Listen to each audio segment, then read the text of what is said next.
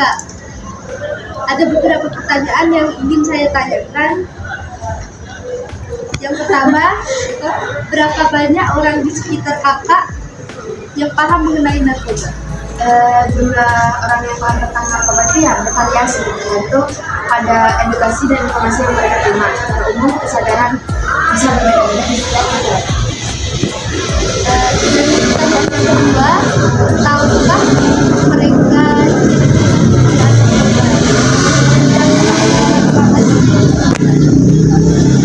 Banyak orang mungkin hanya memiliki pengetahuan dasar tentang narkoba, ciri penggunaan narkoba, dampaknya, dan cara mengatasinya. Seringkali tidak sepenuhnya dipahami. Edukasi tentang hal ini penting untuk meningkatkan pemahaman masyarakat. pertanyaan yang terakhir, apa di sekitar lingkungan sekolah ini yang terdapat masalah?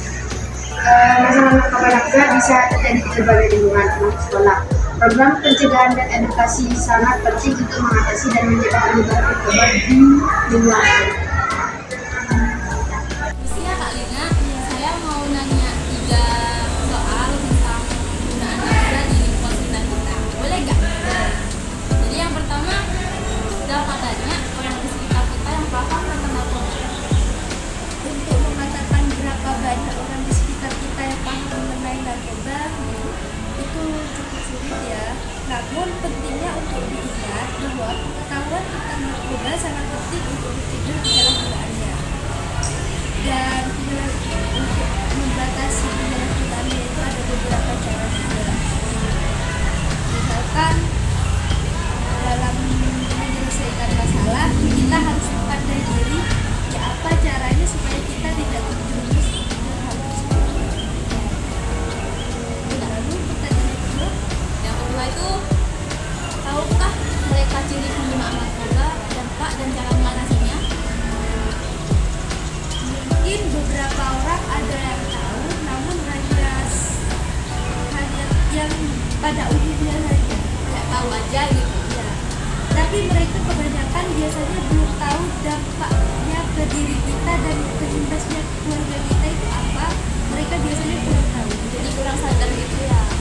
Dan biasanya juga orang awam ini tidak tahu seseorang yang pengguna narkoba. Biasanya fisiknya itu kan orang awam tidak tahu soal pengetahuan. Nah, beberapa fisik pengguna narkoba ini yang pertama biasanya mata merah dan berair, hidung tersumbat atau pilek, bulu kering, kulit pucat atau kusam, dan beberapa hal lainnya. Lalu pertanyaan kami, Terus yang ketiga ini, apakah di sekitar kita itu ada narkoba? kalau di sekitar saya beberapa mungkin ada, namun sudah tertangani oleh pihak yang baik. Untuk yang saat ini saya kurang tahu. Gitu ya. Oke Kak, makasih Kak. Sebelumnya Kak Sofa, saya menanyakan tentang 3 pertanyaan nih Kak. Tentang narkoba. Oh iya. Yang pertama itu ada berapa banyakkah orang di sekitar kita yang paham mengenai narkoba Kak? Nah sebenarnya kalau buat paham tentang narkoba itu bisa bervariasi. Tapi secara umum kesadaran tentang narkoba ini mungkin sudah meningkat di kalangan masyarakat. Tapi tetap aja tingkat pemahamannya itu beda-beda. Gitu. Ya. Yang kedua nih Kak, tahukah mereka ciri penggunaan narkoba, dampak dan cara mengatasinya? Banyak orang mungkin memiliki pengetahuan dasar tentang ciri-ciri penggunaan narkoba, dampak dan tadi cara mengatasinya ya. Namun tingkat pengetahuan ini bisa bervariasi juga. Beberapa mungkin cuma tahu informasi umumnya aja, sementara yang lain mungkin punya pemahaman yang lebih mendalam tentang narkoba. Pertanyaan yang terakhir nih Kak, Apa tuh? apa di sekitar kita ini di sekolah lingkungan sekolah terdapat apa saja? Kalau saya sendiri nggak tahu, tapi kalau buat untuk mengetahuinya ya bisa di lingkungan sekolah itu melakukan pemeriksaan dan monitoring secara berkala oleh pihak berwenang, kayak pengelola sekolah itu